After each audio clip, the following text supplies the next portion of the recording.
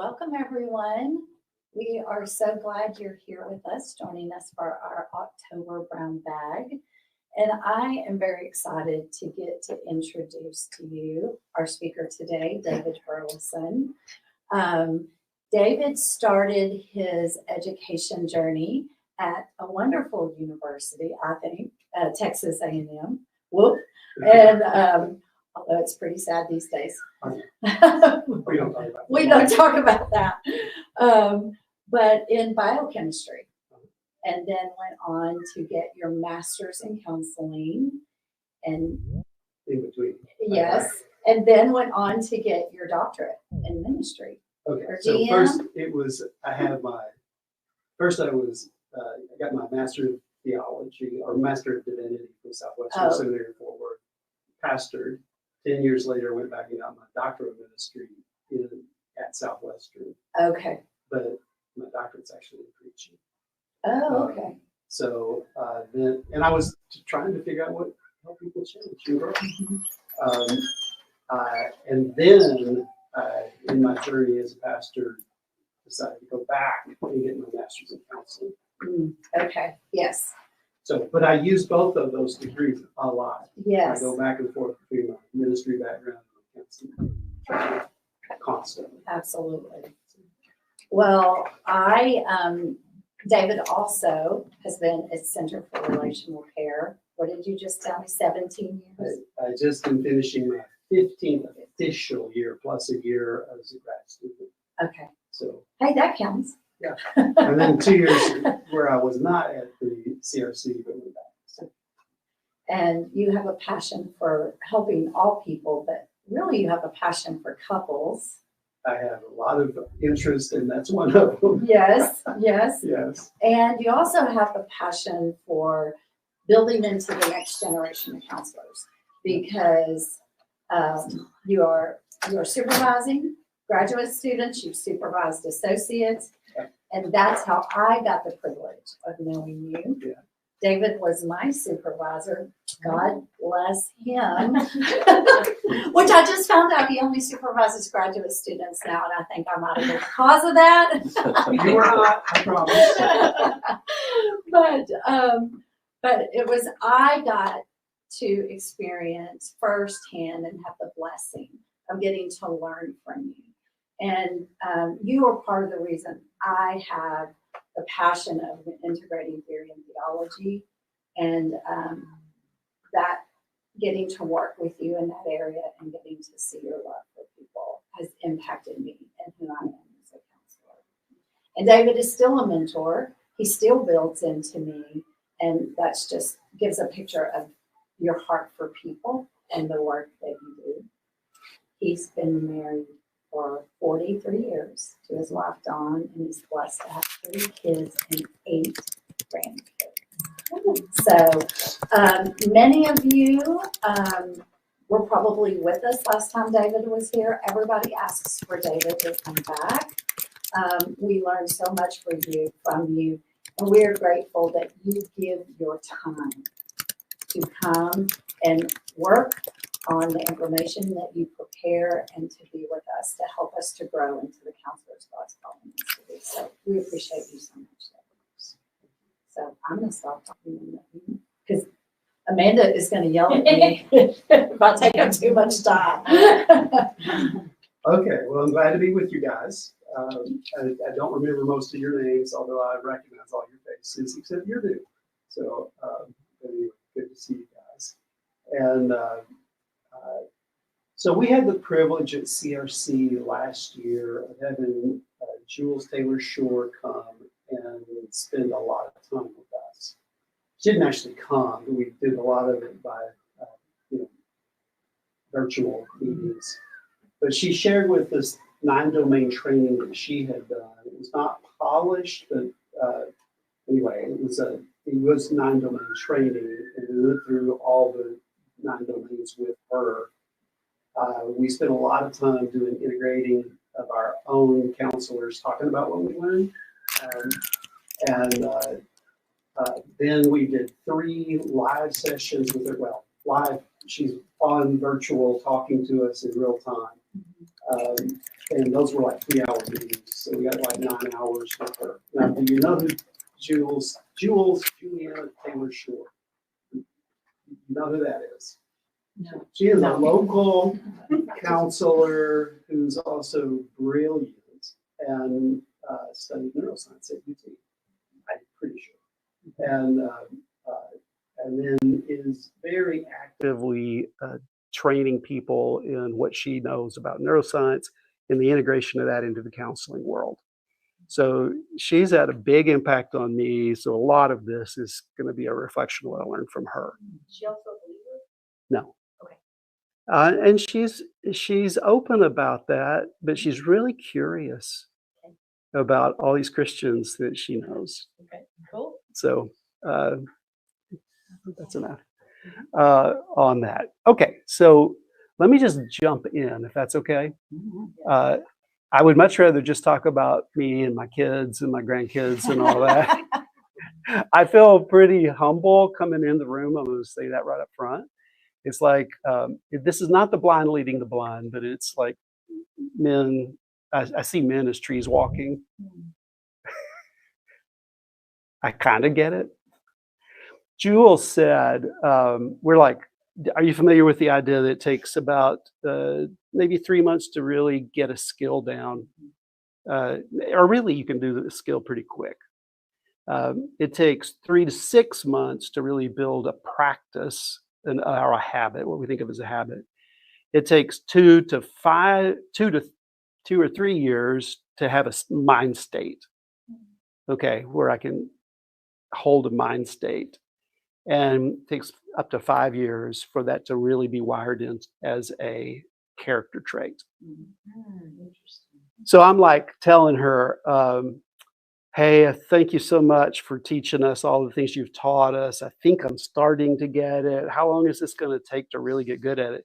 She says 5 years. Great. That's really good to know. I'll be like 73 whenever I'm in 5 years. So I'm 68 now. So that's literally 5 years. By the time I get it, I'll be done. You know?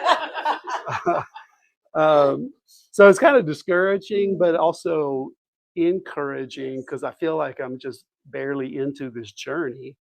And here I am trying to help you take a step on your journey. So some of the things I'm going to say today, you've heard before, maybe in other context, or you've heard me say some of this because when I was here last time, I just kind of did an overview of the 9 domains. So what I want to do today is zero in on the first 3 domains, and I'll explain why in a minute. And we're just going to kind of dabble into that, and I hope with that we actually get to practice some today, or at least so one of you guys is going to volunteer to be my guinea pig, and we're going to test the water and see what we come up with. And I have no idea where that's going to go. We never love it. You never do. You never do. That is, yeah. I grew up with a very left brain focus, and so it was like learn the rules, follow the rules. It's what we're going to do. My natural wiring, I really think, is much more right brain. So I was trying to live in a world that I thought was the right way to live, and then discovered, well, this is a whole nother way of doing life. Oh, this fits me so much better.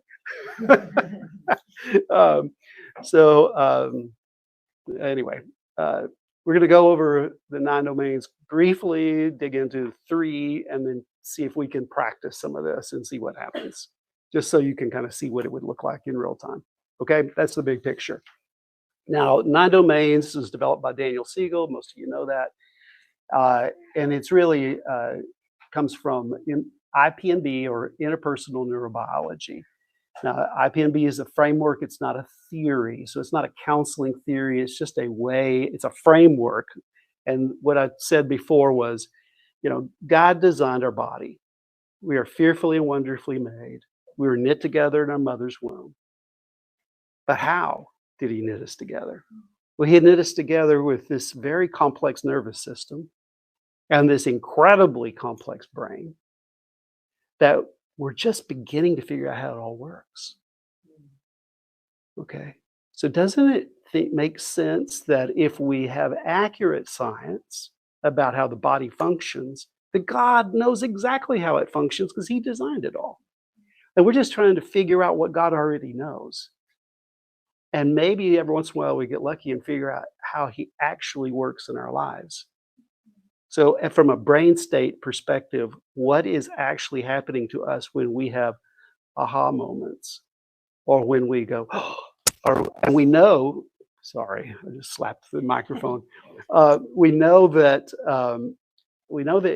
God is at work, but how is that actually impacting our body? What's actually going on?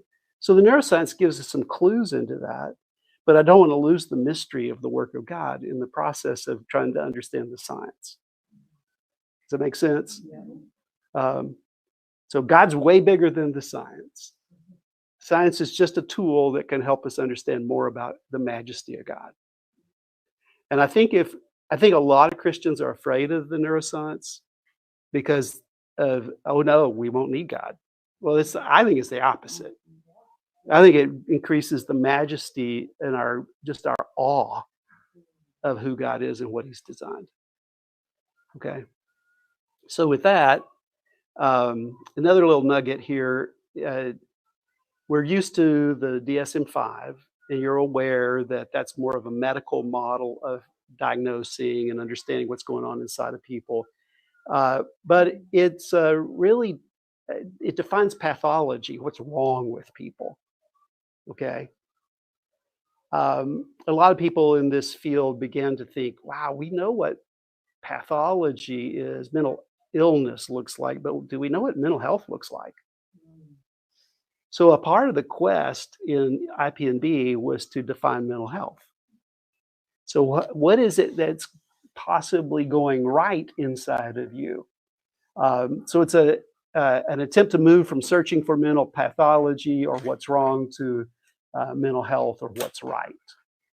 Now, as Christian therapists, we know that there's in the Bible this emphasis of moving from the old to the new, the old self to the new self, the old thing to the new thing, right? So if you're looking at the handout, you'll see Colossians 3 there, and it says in the middle of page 1, it says, but now put away all of the following: anger, wrath, malice, slander, and filthy language from your mouth. Okay, so there's this thing that we want to put aside, all the pathology, spiritual pathology, if you would. But then we want to do something positive. We want to do something healthy.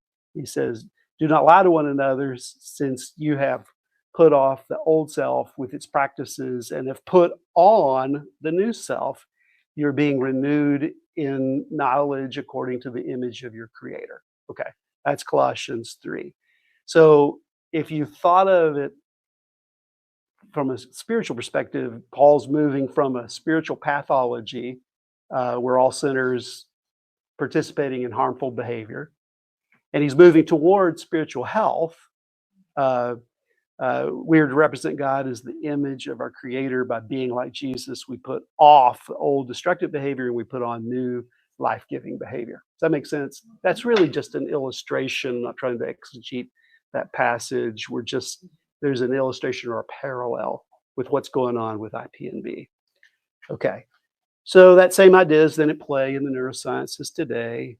There's this move from a search for mental illness to a search for mental health. So in an effort to define what mental health is, IPNB suggests that mental health is a state where differentiated parts integrate in a way that create harmony, vitality, and a flow of energy and information. Okay, energy within our own body and flow of information between people. So all those things are at play in this search for mental health. Okay. Now, let me give a few more and then we'll give you a chance to interact with me. Drawing from complexity theory, there's this recognition that all complex systems are an integration of differentiated parts. But the neuroscience says that you have to differentiate first, then link together. Now, I asked this question last time I was here. Most of you have been trained in some version of Bowenian theory, right? counseling theory. What's important as a Bowenian therapist? What's your key word? Differentiation. Okay. You differentiate first, and then what do we do relationally? Or Link back well. yes, that's it. Well said. We differentiate, then we link together. We differentiate fused systems. They're tangled up. They're a mess. We differentiate. We pull apart all the threads. As we pull apart, then we can link together in a much more healthy way. So we're not trying just to create a bunch of independence. We're trying to create the ability to have a healthy connection, right?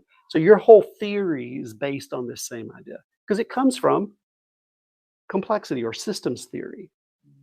Make sense? Okay. Some people think of Bowenian theory as a modern theory, but it's interesting to me how okay, in the counseling world today, you want to be postmodern, you don't want to be modern. And they often slam modern theories, but this modern theory is actually extremely relevant to today and the neuroscience. That's all I'm trying to say. Make sense? Okay. All right. So, and this is a general principle in all systems. Every single system works at a high level. If it's a complex system, it's got to have differentiated parts that are integrated together. An illustration would be an integrated circuit. It's got lots of parts that are all linked together in a way that makes it do something that's very complex. Okay, human brain's exactly the same way. Lots of different parts. And when you think of each individual neuron, there's millions of them, then you're talking about something extremely complex that's all linked together to work together in an integrated way. All right, does that all make sense so far? All right. So the goal of this differentiation and linkage is to create that harmony, vitality, and flow of information, flow of energy and information. Now, let me get through this. How many of you are familiar with the river of integration or the concept of phases flow? Okay, so some of you have heard that, some of you not. So this will help put together what he's trying to do with IPND. Okay, so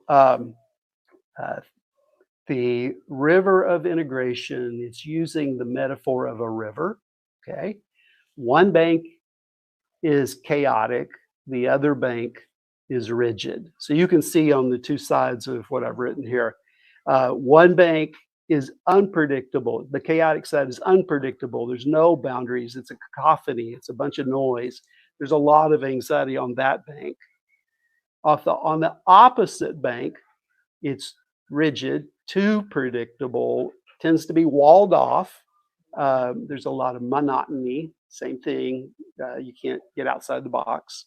And he associates that with depression. It's depressing to be stuck in a box. Okay, does that make sense? But if we were to get into the middle, all the guys that worked on this in this whole area from many different disciplines, all working together, many of them all at UCLA at the time.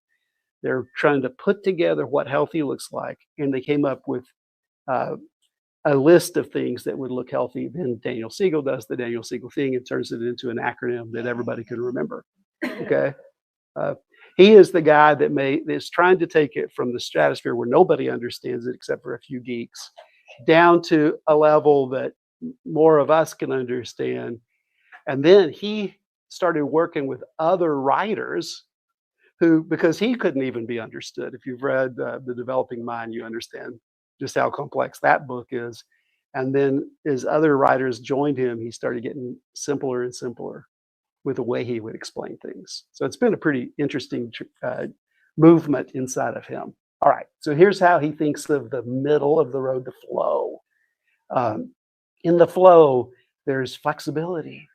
I can move depending on the situation. I can adapt to what's going on in the world at that moment. So there's times I might need to move closer to the chaotic bank or closer to the rigid bank, but I can move, I can adapt to whatever's coming at me in life. But in the middle of that adaptation, there's some coherence. It makes sense. Oh, I'm going that direction for this reason. I'm going to that direction for that reason. Oh, yeah. Okay. I got some flow going on here.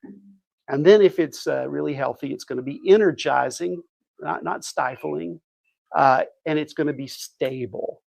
Okay. So people that are flexible, adaptive, coherent you can hear a coherent narrative even in the way they tell their story. Um, they're going to be more energized than people on the banks, and they're going to have much more stable lives. Does it make sense? And he's saying that's what mental health looks like.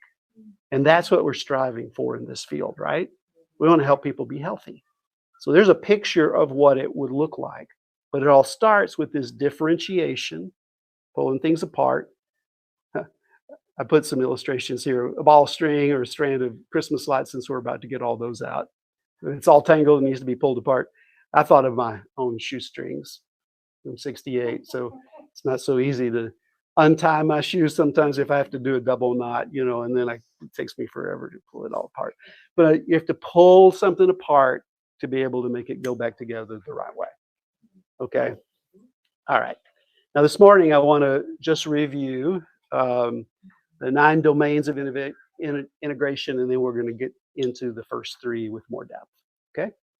So you'll notice, and I don't know, yours probably didn't print exactly like mine because I'm at the bottom of page 2, but you guys all just turn your paper.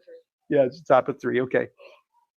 So the first 3 domains are conscious awareness, bilateral or horizontal integration, and then vertical integration.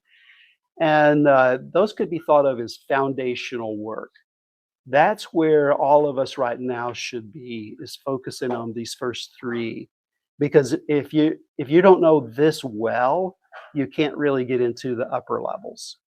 Okay, so I've spent, and most of the counselors I know right now are still really trying to get this level 1 foundational work down. We're getting better and better at it. It does open up deeper work. So I've been able to do at the second layer, or what they call this is foundational's phase 1. The deep work is phase 2. And then the interpersonal work is phase 3 because it's super complex. And you know that if you work with couples, they're extremely complex. Okay. So the foundational work, conscious awareness, bilateral, and vertical integration. I'll explain that more in a minute. Deep work, memory, and memory reconsolidation. Does anybody know what that means? We just talked about last week. Oh, good. And basically, some memory reconsolidation is going on because people will have a sense of surprise. Often their head goes back, and I've had clients that start laughing. They're like, "Whoa!" And it's the indication that a neural network has opened up, that they're in a place to be able to see things in a different way. Or as that network opens up, then they can have new learning as you draw attention and awareness to what they're experiencing. That's pretty cool. And sometimes when you do good foundational work, you don't have to really be an expert in memory reconsolidation for that to happen. It'll happen almost automatically. Okay. But there's some good conditions we can learn, but that's another training. Okay. There's also narrative work, how people tell their story, and can they move from a uneven story or a real thin narrative to a more robust and coherent story. Okay, their own story, their own narrative. Got it? And then state is more like this brain state or this mind state that we can be in, so that anyway, we can have many different mind states, and we're trying to get healthier and healthier mind states. I'll just leave it at that for right now. Okay. And then we're ready for interpersonal work, the way we interact with people. Temporal work is more about time, and often we think of that as grief work, losses of people that we love and care about. And then what Daniel Siegel calls level 9 is transpirational, and I think of it as spiritual. Okay, it's something. It's kind of the fruit of having the first 8 down. It's the thing that starts to happen when you're just in the flow of doing this kind of work. But I also think that that's where God's most likely to speak to us. Okay? All right. Whether we're aware of that or we don't need to know. God has never cared about us understanding the neuroscience.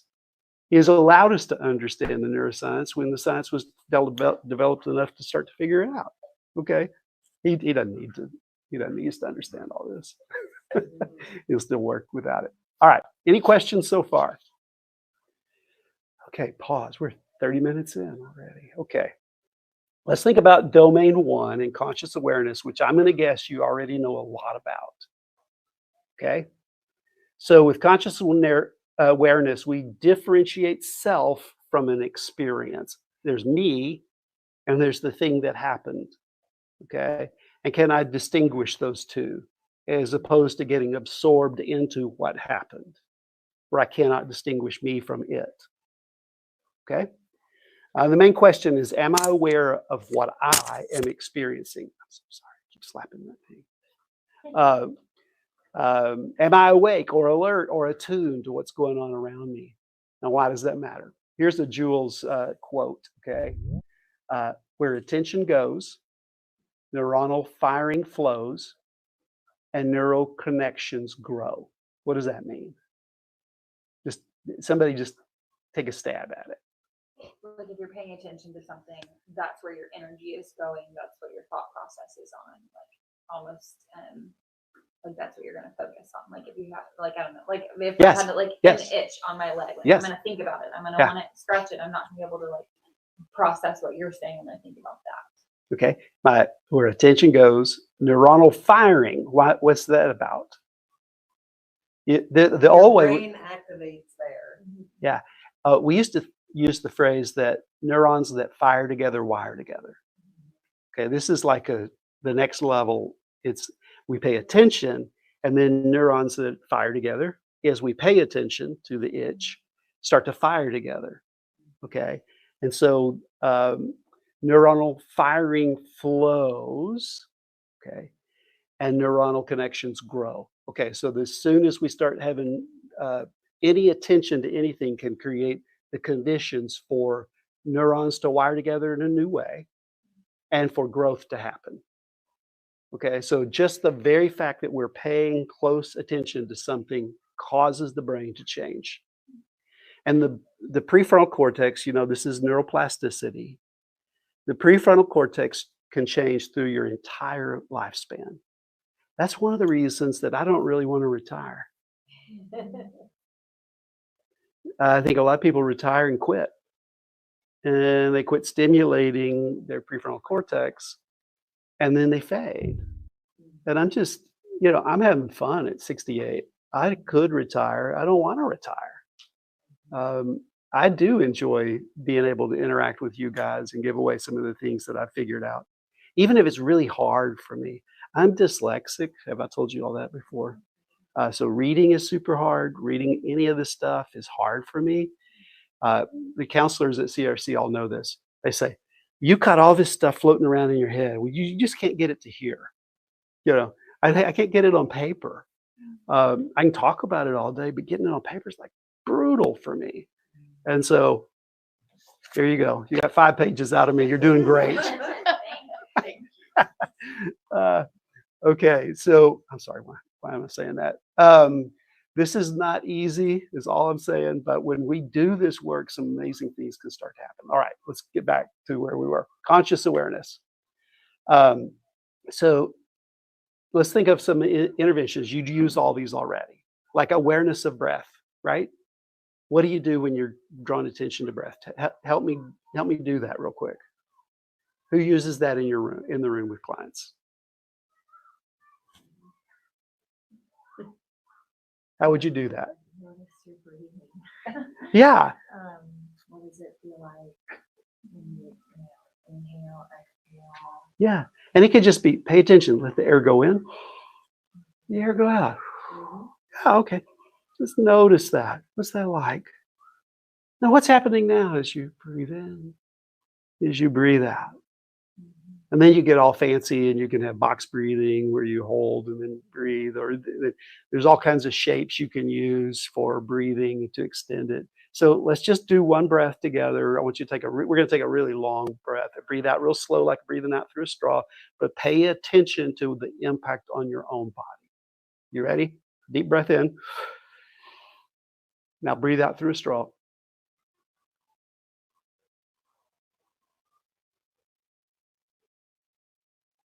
Okay, I counted to 12 in my brain, in my own brain. At about 6 or 7, I could feel my whole body kind of just go with one breath. Okay. And did anybody notice where it was in their body? Mine was shoulders. Yeah, shoulders drop. Where else did you feel it? Chest area. I felt it in my chest too. But because I was really paying attention, I could feel it all the way down in my gut. Even right now, I feel this different shift of energy way down in my gut. Okay? So we're just using breathing. You just did some neuroscience right there. Yeah. You brought attention, which can create new neural pathways and reinforce old ones and things like that. That's good for you. What do we do when we draw attention to our awareness to senses? I wrote down 5, 4, 3, 2, 1. What does that mean? What are 5 things that you can see? What are 4 things that you can hear? 3 things that you can Touch. 2 things you can taste. Taste is- I mix them all up. and I think that's actually perfectly fine to mix them up. But you're using 5 of our 8 senses. Is that accurate? Never mind. We're not going to go there today. We normally think of 5 senses. So if we use those 5 senses, they're really easy. Like I can notice the chair. Oh, and the difference between the cushion part and the wood part, it feels totally different. And I can just play with that for a minute and just be very present in the now with the chair. Oh, and then I can feel it under me supporting my body. So there's 3 things just from your chair, okay, that I can feel. So I'm drawing awareness to that. And then with people, what does that do? So if I'm saying, what's that like for you? What do you notice right now? What's happening in this moment? What happens to the person? It What? grounds them. Grounding, that's the word I was looking for. That can be very grounding, brings you into where time-wise, into the here and now. It gets you right into the present. So people walk in and they're scattered in their thoughts, or they're thinking back about what painful thing they've experienced, and they need to be brought into the here and now. So another way to do this in session is to use a sentence like, okay, so let's pretend for a second somebody's telling their story and they're just chattering away, and you're like, okay, how many of you have had a client that burned an entire hour and never stopped? You wonder if they ever breathed. Here's a way to stop that. Are they going to get better just because they told you something, especially if it's the 3rd or 4th or 5th time they've done that? They can do it forever and use up the clock and never get to the heavy stuff because they don't really want to go there. But you could say, hey, could we just pause your story for a moment to check in with any feelings that you might notice right now? They're going to look at you like, what? And then if they freeze, first to see if they go, oh, I think I'm feeling this. But if they freeze, you can say, as you're sharing, I'm just reading off the page, so because so you know that I'm not just creating this in the moment. You've got it to take home with you. Okay. As you're sharing this, I'm noticing a sadness rising up in my chest for you. Is it okay to notice what it's like for you? Because some people don't know that they can actually notice themselves or their own body. They're aware of their story. There's no connection to the embodiment of that story. Okay. Another good question. How do you feel towards that emotion? So let's just say that I say, I'm experiencing some sadness at your story. And they go, yeah, it is sad. Well, how do you feel toward that emotion? What would I be looking for? What would be healthy for them to have for their sadness? Compassion, great word. Yeah, just some empathy, some compassion. Oh, that is sad. Yeah, that younger me that experienced that pain. Oh, I could in the here and now feel some sadness for that person back then, for the me that experienced that. Now you've already done some really deep work, and all you knew is level 1. Okay, the very first domain. Okay. Now, what you're going to notice is that when we do 2 and 3, and then we start to apply this, you're using exactly the same things over and over and over again. It's just we're looking at it from a different angle. We actually, in our relationships, are using all these domains all the time. We're just not aware that we're using them all the time. The more counseling that you've done in terms of growth as a counselor, you're already using all these things. You just don't realize that they're the science behind it. Does that make sense? So I'm guessing that some version of this attention thing is something you've done, because it sounds real familiar to you, right? All right. So you have enough to know how to do domain 1 with people because you're already doing it. Let's think about domain 2 because you're already doing it also. This would be horizontal or bilateral integration. What are we talking about? Left brain, right brain. Left brain, right brain.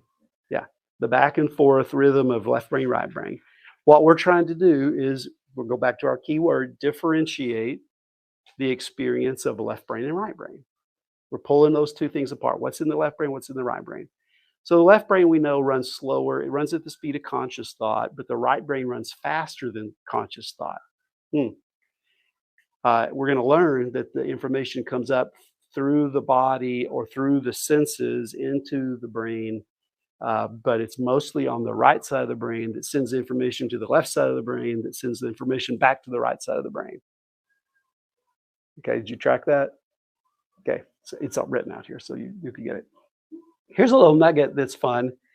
Neurons are in your what's the wrinkly thing called? Cortex. Thank you. Thank you. Way to go, Brian. See, I told you he knows more than I know, but that's okay. And the cortex.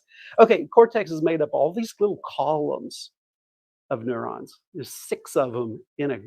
You realize that there's only 6 neurons in the layer of that we call the cortex, in tiny little columns all in a row. Isn't that crazy? The top 2 hold memories of the past, my old learnings.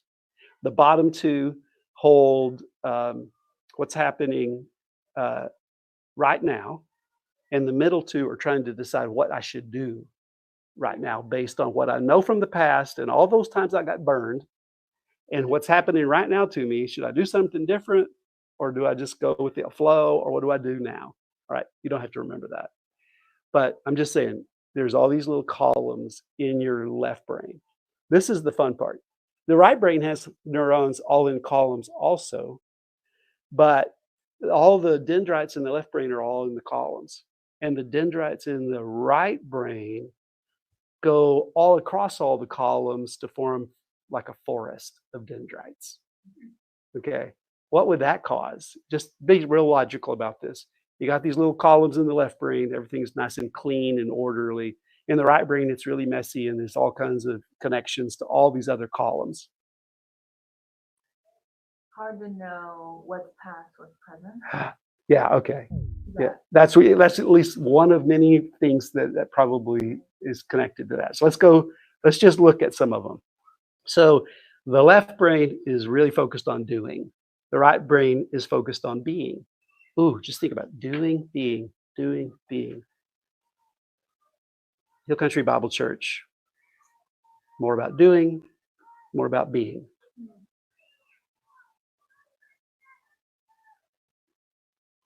Long pause. I think it's both. Okay, good. That would be a really good answer. If you go back in time, there's a lot of doing in conservative Christian circles. Lots of doing, not lots of being. go at a very fast pace because we're trying to take the gospel to the entire world, and we better go fast. Do, but not much time to slow down and be. Okay, and I go to a church that's a product of Hill Country. It's a Hill Country church, so I know that's an underlying theme that we wrestle with when I'm working with our staff people. By the way, I have to be real careful with telling stories because I will forget that person goes to church here, and all my people come to counsel with you.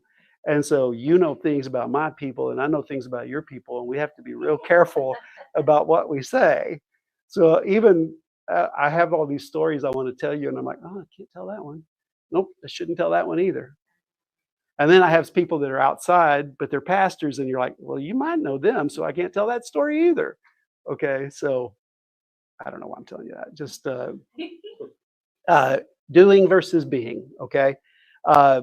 The left brain lives in the past and in the future. The right brain is much more about the here and now. The left brain focuses on details. The right brain, because of that forest, can see the big picture.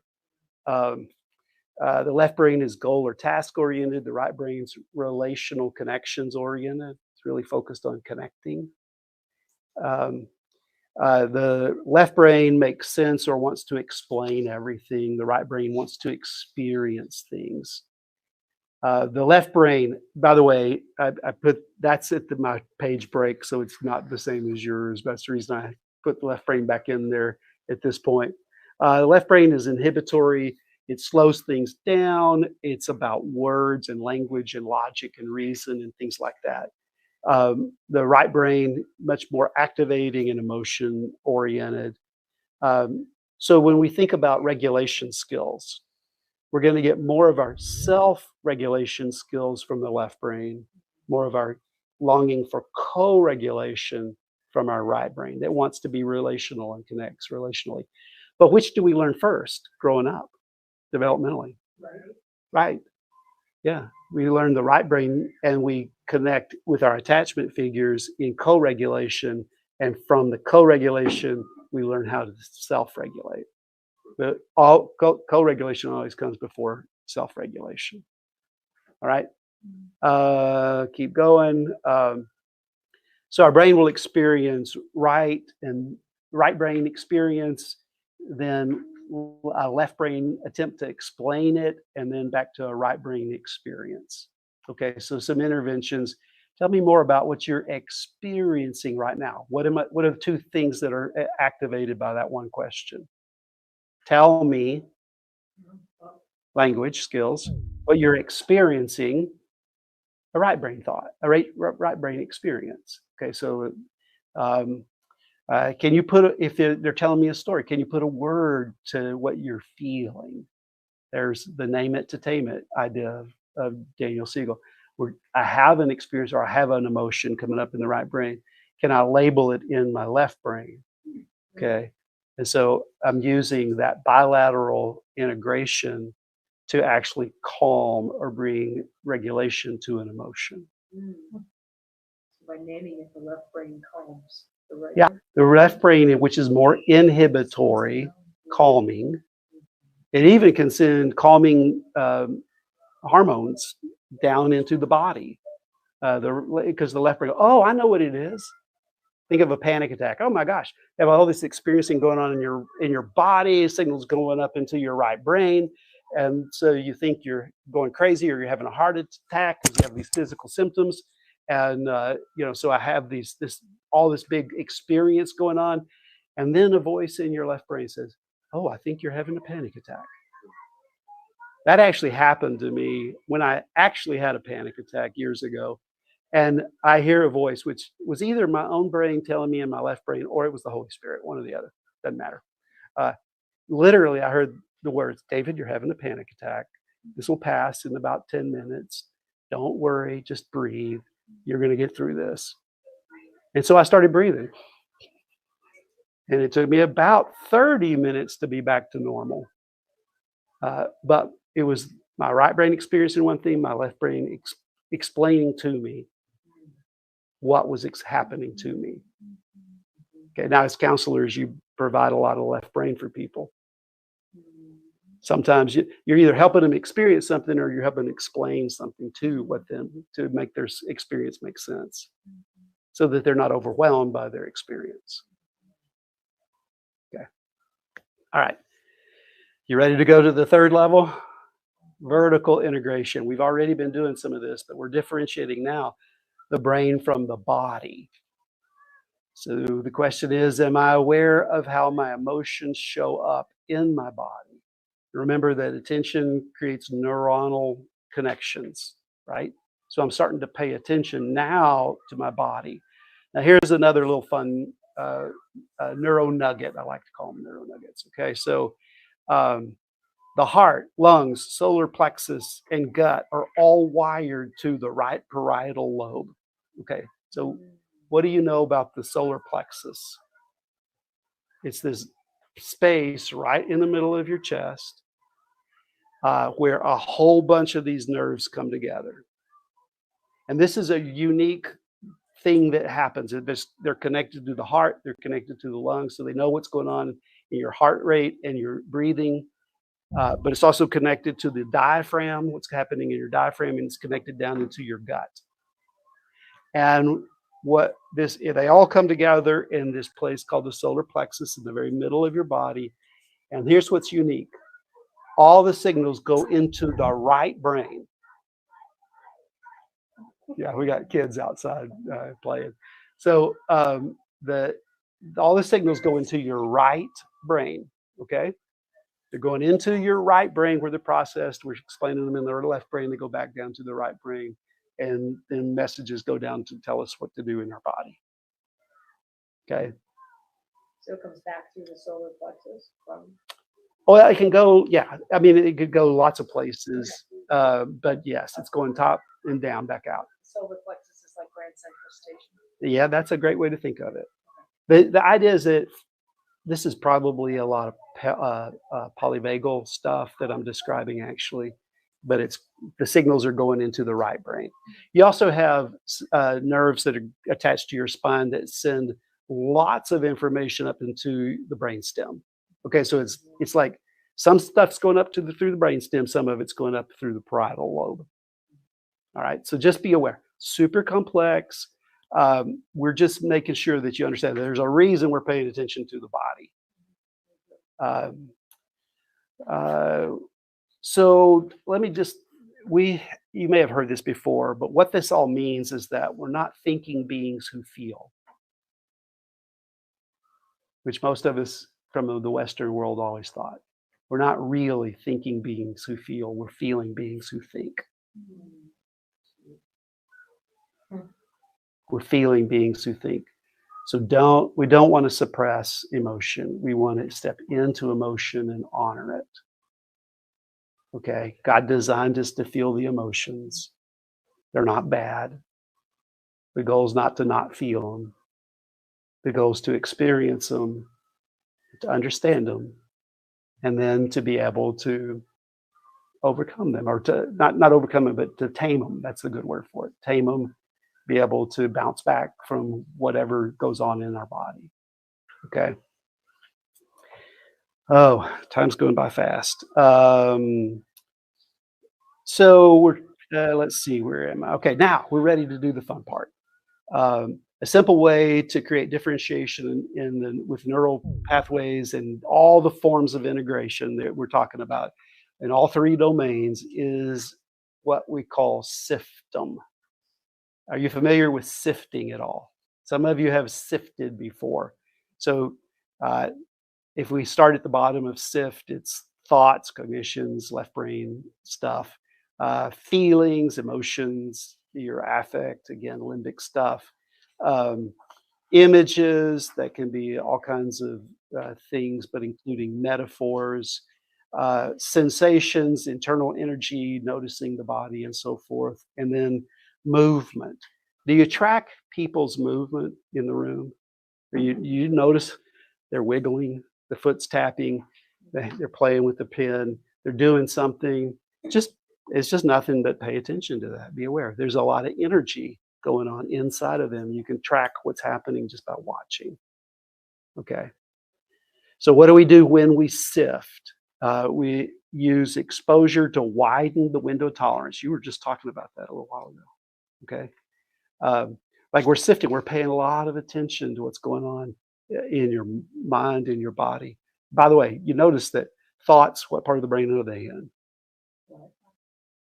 Probably more left brain. Thoughts. We said that's language skills. Feelings, more right brain. Images, Right. yeah, right, and probably occipital lobe back in the back. So it's both and. Sensations, you were talking about the body.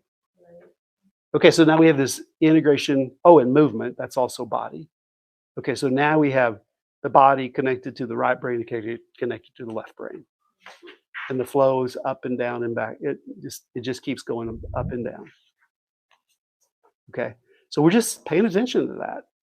So what can it do? It can widen our window of tolerance, because the longer you sit with an emotion, the window of tolerance can just creep up and get a little bit bigger and a little bit bigger. So you've already been using that, right? Okay. It can also make the implicit memories explicit. What I really am not aware has impacted me from years ago is impacting me, but I make those implicit memories explicit, and I can open people to other healing work. Okay. Now, how do I sift? The big question I like to ask, I ask this a lot. It even becomes annoying, but I'll just say, look, I know this is really annoying, but I'm going to ask you the same question over and over again. What's it like for you when, and then whatever they've been talking about? Okay. What's it like for you to feel really overlooked? And what I'm doing is I'm listening to whatever comes up, but I'm tracking it. And I'll usually actually take notes at this point, because I can't follow all this if I don't take notes. Okay, so I'll use the T. There's a thought. What's a thought usually look like? Sentence, thank you. It's a sentence. Okay, so if they say a sentence, if they say, I really feel like I'm not loved or not cared for, is that a feeling or a thought? Huh? Thought. It's a thought. And I might be able to say, ooh, I wonder what emotion that thought would evoke. Hmm. Oh, could you say it in one word? So what word would maybe go with I'm overlooked? I feel overlooked. That's a thought. What? I said lonely. Lonely. Yeah. Alone. Lonely. Yes, that's an emotion that goes with the thought. Okay, so I'm pulling it apart. Pull it apart. I'm just trying to get them. Okay, now that was a thought. Now we have a emotion. Let's keep pulling it apart. Where do you notice that in your body? For a lot of our people, they're going to go, I don't know what you're talking about. And that's where you can say, well, when you said lonely, I just felt this sadness, and it was way down in my gut. I just felt this sinking feeling inside of me. I wonder what it would be like for you. And they're looking at you puzzled, like, you mean you're supposed to have? I thought we weren't supposed to have any feelings. I thought those were bad. I thought those got in the way. Well, let's just pay attention to them. And sometimes you have to work with this for a while, and you have to give them some sense of what you're actually doing to help them get there. You have to give them illustrations or tell them about your own experience for them to help them open up and start to talk about it. So where do you notice in your body movement? I'm just observing it. Sometimes you mirror, whatever they're doing, do the same thing, and mirror it. Man, I'm seeing how much energy there is in your hands. That's interesting. So what's that like for you? Is there emotion that goes with that? I feel really anxious. Yeah, so the movement helps with that, doesn't it? Okay, I feel really anxious. And you notice that in your hands. Do you notice it anywhere else in your body? Oh, now the most common things I hear people say is, what if I'm starting to try to connect to the body, they will say, I feel it right here in the center of my chest. Now, why? Well, yeah, the solar plexus. There's a reason they feel it right here. And so when they say, well, I noticed something right here in the middle of my chest, I go, good. Great. That's so good. I'm so glad that you can notice that in your body. But there's a reason it's right here. Now, sometimes they feel it up here. They'll say, my face, like if they're not really connected to the body, they'll notice it in their face, but they'll notice it in their shoulders. And then as you get, if as they're growing, then they'll feel it in the middle of the chest, and then they may start to feel it in your gut. Okay. Most people can relate to the sinking feeling in the gut. Okay. So I might, like I will say, ooh, I just noticed that in that sinking feeling in my gut. Oh yeah, I think I've felt that before. Okay. All right. Because of time, I'm just going to jump right into. I would have normally just sat in this and we'd have talked about this level so far, but let me go show you what else I will do. I'll say, would it be okay if we went deeper? And then I may pause and say, now look, what's going to happen? I'm just using neuroscience. It's going to look like voodoo. It's not voodoo. I'm just using neuroscience. So don't be afraid. But I need you to really be on board. Are you okay if we keep going? Go deeper. And I don't think I've ever had anybody say no. Because by this time, they're like, I don't know what's going on, but this is really interesting. I want to go deeper. Okay. So I'll just invite them. As you notice that sensation in the middle of your chest, what color is it? Now I'm differentiating.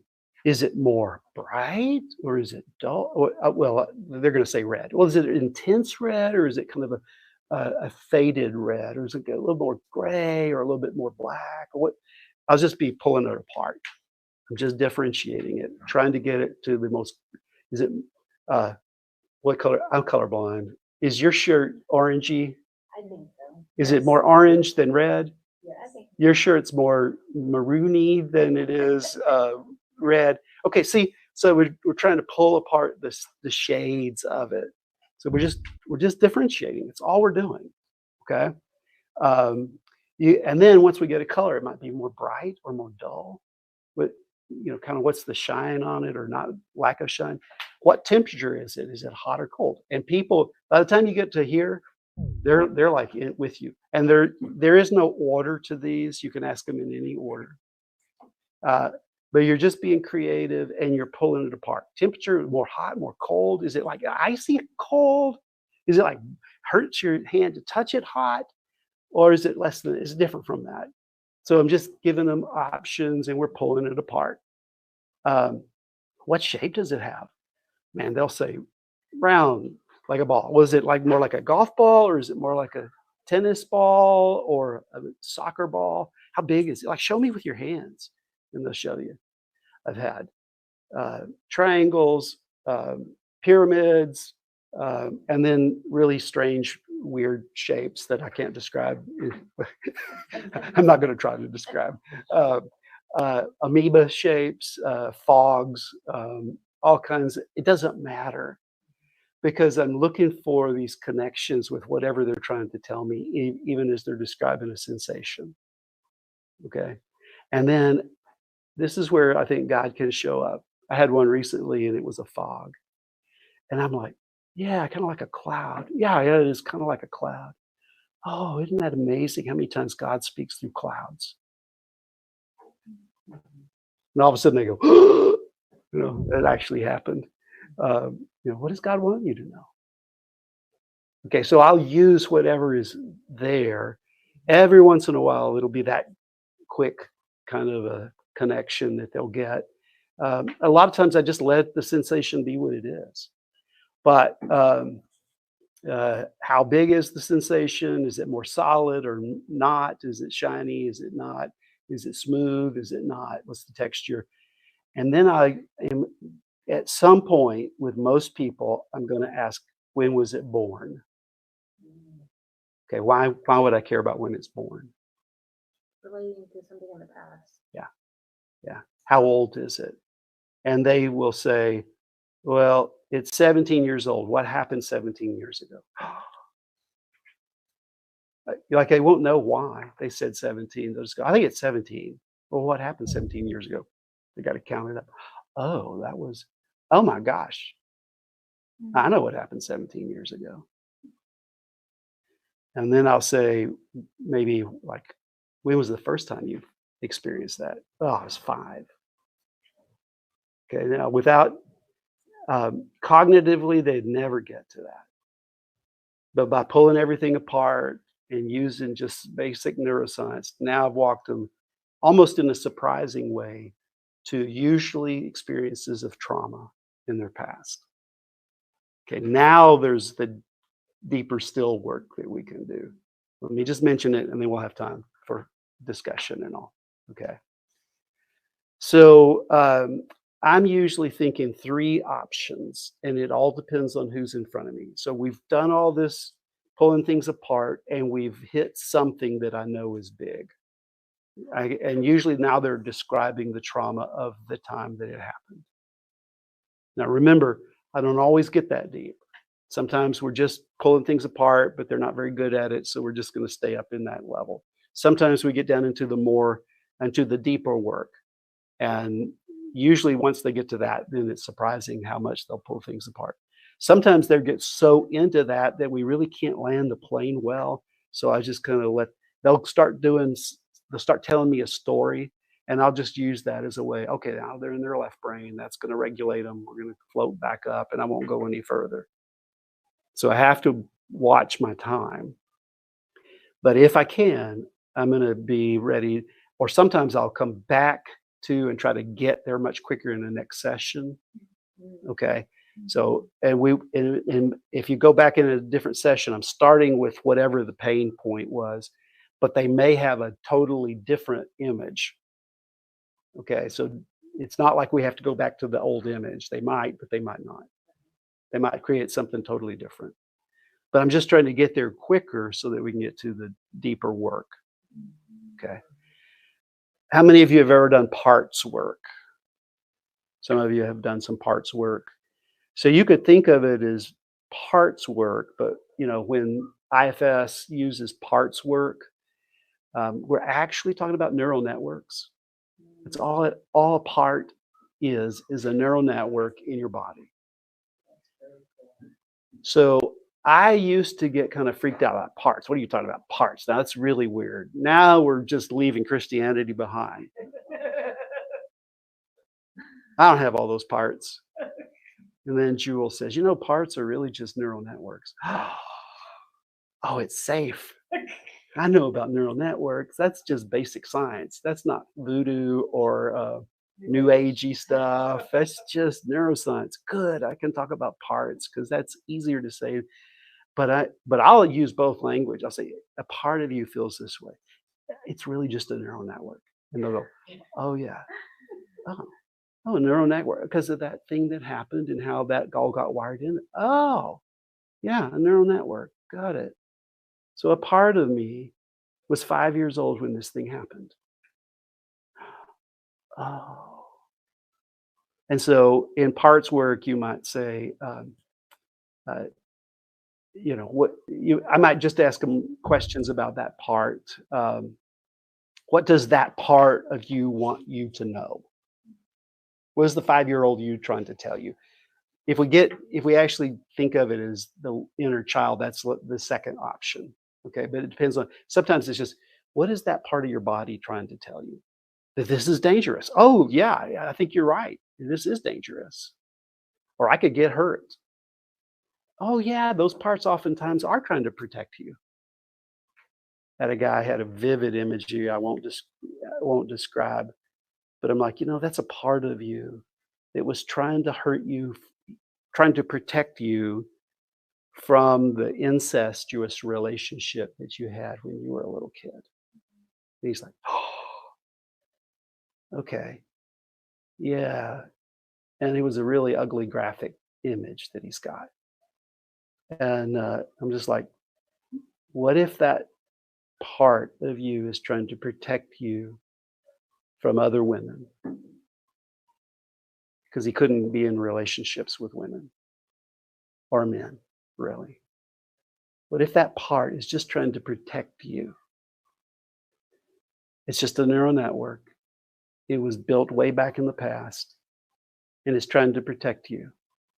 And so this is what some of the things you can do with that is, can you just thank that part for protecting you? Just say thank you. And he tells that part. He had a name for it. And he said, thank you. Thank you for trying to protect me.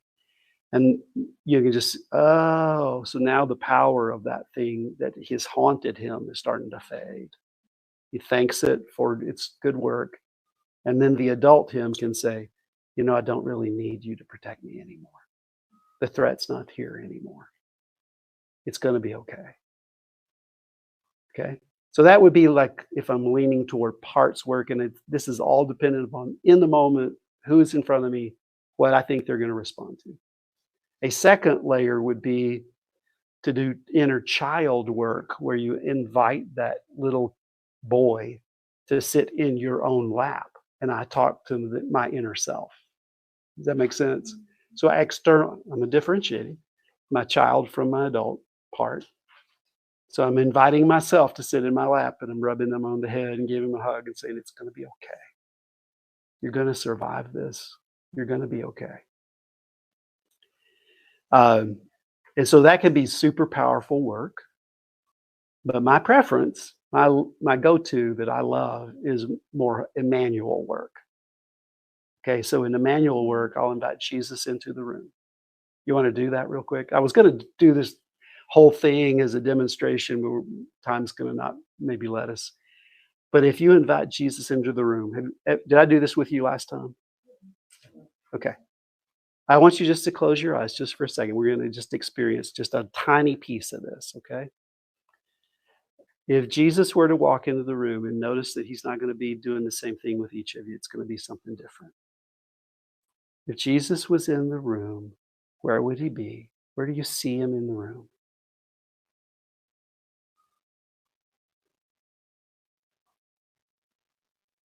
Notice his face. What's the expression on his face? And how's he connecting to you?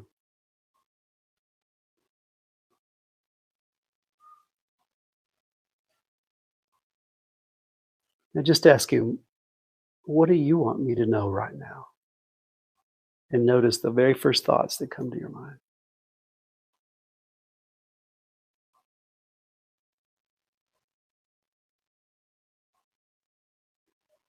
I usually wait about 10 seconds for the answer, and then I step in, because whatever's going on in the first 10 seconds is probably a right brain experience. And if it goes past that, past 15 seconds, they're in their left brain. If they get to their left brain, they're saying, well, what I thought right at first, that couldn't be right. They'll talk themselves out of it. Okay, but if I catch what happens right in that moment, sometimes some really amazing things come up.